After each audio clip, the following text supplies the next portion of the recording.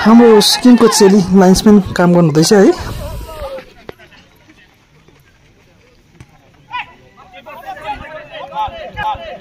कसलाई सर्ट पनि गर। हो सरी हो सरी हो सरी हो सरी हो सरी सर्ट गर त दामी।